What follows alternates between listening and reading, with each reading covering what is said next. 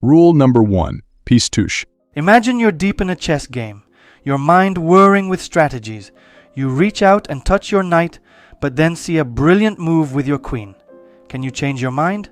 According to the touch move rule, you can't. Once you touch a piece, you need to make a move with that piece. Why we need such a strict rule? Consider this. Without the touch move rule, players could touch and test different pieces, seeking reactions and forming strategies on the fly. This would lead to chaos. The touch move rule ensures that chess remains a game of skill and commitment, where every decision counts. Have you ever heard of jadoub? This French term meaning I adjust is your get out of jail free card when you need to adjust a piece without moving it. Just say jadoub before touching the piece, and you're in the clear. It's a simple way to prevent misunderstandings and keep the game fair. What happens if you touch multiple pieces? You must move the first one touched that can legally move. If there's no legal move, you are free to choose any move. This prevents accidental touches from ruining your strategy. In casual play, the rule might be relaxed for fun, but in tournaments, it's strictly enforced. Players and referees closely monitor to ensure fairness, adding a layer of tension and discipline. The touch move rule does more than just regulate. It heightens the drama. It forces you to think ahead, making each move a testament to your strategy and nerve. Chess isn't just a game of pieces, it's a game of decisions. And the touch move rule? It makes every decision matter. Number 2.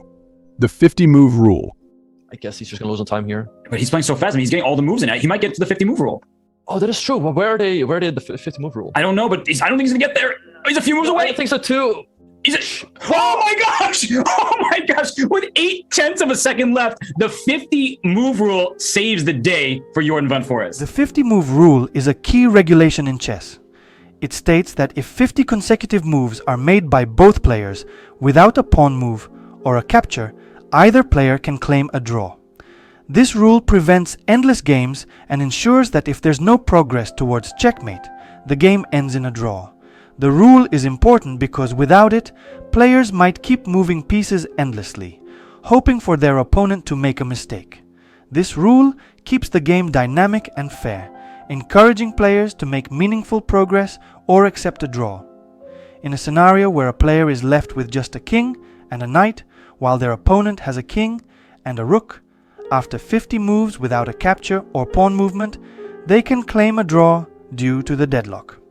In high-stakes tournaments, this rule prevents games from taking too long and keeps the competition moving smoothly. It also tests a player's ability to strategize effectively within a limited number of moves. Overall, the 50-move rule adds a layer of strategy and urgency to chess, ensuring that every move counts and keeping the game fair, exciting, and endlessly intriguing. Number 3. The new 75 move rule. Imagine being deeply immersed in a chess endgame, carefully planning each move. The battle is intense, but despite numerous maneuvers, neither player can secure a checkmate. What happens when the game seems to go on indefinitely? This is where the new 75 move rule comes into play, ensuring games have a definitive end, even when progress is hard to come by. What is the 75 move rule and why was it introduced? Unlike the 50 move rule, which allows players to claim a draw if no pawn moves or captures occur within 50 moves, the 75 move rule automatically declares a draw after 75 such moves, regardless of the player's wishes. This rule was introduced to handle situations where neither player can make significant progress, preventing games from dragging on endlessly. Why is this rule necessary? Consider a scenario where both players, deeply immersed in their strategies, continue to maneuver without making captures or pawn moves. While the 50-move rule relies on players to claim a draw, the 75-move rule steps in to ensure fairness and prevent games from dragging on, even if players are reluctant to acknowledge the stalemate. Imagine a scenario where you and your opponent are left with only kings and a few minor pieces. You've both been moving carefully, neither wanting to concede, but the game has reached a standstill. After 75 moves, without any captures or pawn movements, the game is automatically declared a draw. This not only saves time, but also maintains the game's integrity, ensuring it doesn't become a test of endurance rather than skill. How does this rule affect competitive play? In tournaments, where time and precision are crucial, the 75-move rule ensures matches remain fair and timely. It adds a layer of urgency, pushing players to strive for decisive action within a set framework. The 75-move rule is more than just a regulation. It's a safeguard against endless games. It ensures that chess remains a battle of wits and strategy, not a marathon of moves. This rule underscores the game's dynamic nature, reminding players that every move counts, and that even in the most drawn-out endgames, there is a clear and fair conclusion. Number 4. Threefold repetition. There are 5 reasons why a chess game may end in a draw, and the threefold repetition rule is perhaps the least known. That's probably because unless you are writing down the moves, as you would in a tournament, and have a record of the game, then it is often difficult to work out when it comes into play. Occasionally, when there is a disagreement, you see arguments ensue. So, what is the threefold repetition rule? In simple terms, if the same position occurs 3 times with the same player to move, and all possible moves are the same, either player can claim a draw. This rule prevents endless repetition of moves and ensures the game progresses or concludes fairly. Why is this rule important? Picture a scenario where you and your opponent are avoiding a checkmate by repeating moves. Without the threefold repetition rule, the game could loop indefinitely, turning a battle of strategy into a tedious cycle. Oh my god, it's a threefold. I thought that was 2. I thought that was twofold. This rule ensures the game remains dynamic, forcing players to seek new strategies rather than relying on repetition. Consider this example. You're in a complex endgame, and to avoid losing material, you move your rook back and forth between 2 squares, while your opponent moves their bishop in response. After the same position appears for the 3rd time, you can claim a draw. This option acknowledges the standoff and respects the efforts of both players. How does one claim a threefold repetition? During the game, if you notice the position repeating for the 3rd time, you can pause and inform the arbiter, referee, of your intention to claim a draw. The arbiter will verify the repetition and, if confirmed, the game ends in a draw. In tournament settings, this rule is crucial. It prevents players from wasting time and ensures matches remain within their allotted periods. It also tests players' awareness and understanding of the game, adding a layer of strategic depth. The threefold repetition rule is more than just a technicality. It's a safeguard that maintains the flow and integrity of chess. It encourages creativity and problem solving, ensuring that every game, no matter how complex, moves toward a fair and decisive conclusion.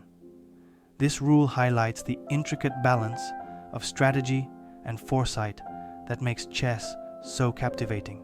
Number 5. Imp Passant. When you are focused intently on your opponent's pawn, advancing 2 squares forward from its starting position, and suddenly you see an opportunity to capture it with your pawn as if it had only moved 1 square. Wait, is that allowed? Yes, it is, thanks to one of the most intriguing and lesser-known chess rules, Imp Passant. What is Imp Passant? Come on. Yes! En passant, there we go.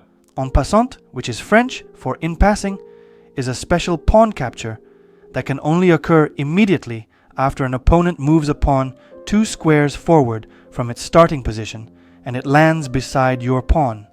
If conditions are right, you can capture that pawn as if it had only moved 1 square. Why does this rule exist? The en passant rule was introduced to prevent players from avoiding capture by taking advantage of the 2 square initial pawn move. It maintains the fairness and tactical complexity of the game by ensuring pawns can't bypass enemy lines without consequence. How does en passant add to the strategy of chess?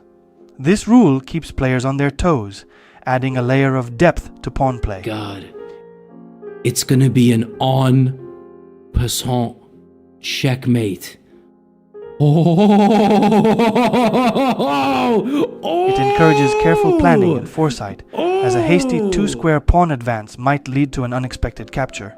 In competitive play, understanding en passant is essential. It can turn the tide of a game, providing opportunities for clever tactics and positioning. It's a rule that, while rarely used, can have a significant impact when it does come into play. The Imp Passant rule embodies the richness of chess. It showcases the balance of offense and defense, the need for vigilance, and the importance of knowing every nuance of the game. Next time you're on the board, watch for that advancing pawn. It might just be your chance to strike, en passant. Number 6. Castling. In a chess game, castling is a strategic move that involves both your king and one of your rooks. It allows you to move your king 2 squares toward a rook, and then move that rook to the square next to where the king has landed. Castling helps protect your king by positioning it safely behind a wall of pawns, and also activates your rook, bringing it toward the center of the board, where it can be more effective in both attack and defense. There are 2 types of castling, kingside and queenside. In kingside castling, the king moves 2 squares toward the rook on its original square, and the rook jumps over the king to the square next to it. In queenside castling, the king moves 2 squares toward the rook on the opposite side, and that rook moves to the square immediately next to the king on the other side. However, there are conditions for castling. Both the king and the rook involved must not have moved previously. The squares between the king and the rook must be unoccupied, and the king cannot be in check, nor can it move through or into a square that is under attack. These rules ensure castling is a well-timed strategic decision rather than an easy escape. In competitive play, castling is a fundamental strategy that combines foresight, timing, and tactical planning. Understanding when and how to castle can be the difference between victory and defeat, showcasing the blend of defense and offense that makes chess endlessly fascinating. Next time you play, look for that perfect moment to castle. It might just be the move that turns the game in your favor. Number 7. Pawn promotion. When you're deep into a game of chess and your pawn is inching its way across the board, it starts out as the most modest piece. But what if I told you it could transform into a powerful queen, a nimble knight, a solid rook, or a strategic bishop? This magical moment is called pawn promotion, and it's one of the most exciting aspects of chess. So, what is pawn promotion exactly? When a pawn reaches the far end of the board, the 8th rank, it gets promoted. This means you can swap it for any other piece, except another king, usually a queen. Suddenly, your humble pawn becomes a major player, dramatically shifting the balance of power on the board. Why is this so fascinating, you will ask me? Think about the journey of a pawn. It starts off slow and seemingly insignificant, but as it advances, it carries the potential for a dramatic transformation. It's like watching an underdog rise to glory. The possibility of promotion adds a layer of strategy to every move involving a pawn. Do you push it forward, risking it all for that game-changing promotion? Consider a game where you're behind, your opponent's queen dominating the board.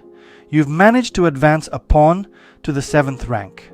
With a couple of precise moves, you navigate your pawn to the 8th rank and promote it to a queen. Suddenly, the tables have turned. You now have the firepower to counterattack and even win the game. Isn't that an exhilarating turnaround? But promotion isn't just about queens. Sometimes promoting to a knight, rook, or bishop can be the best tactical decision, especially in complex positions where a knight's unique movement or a bishop's long-range attack can be more advantageous. The strategy of pawn promotion is what makes chess endlessly intriguing. Each pawn carries the potential for a spectacular transformation, offering hope and new possibilities in every game. Next time you play, watch your pawns closely. They might just become the heroes of your match, turning the tide and leading you to victory. Isn't it amazing how a simple pawn can hold so much potential?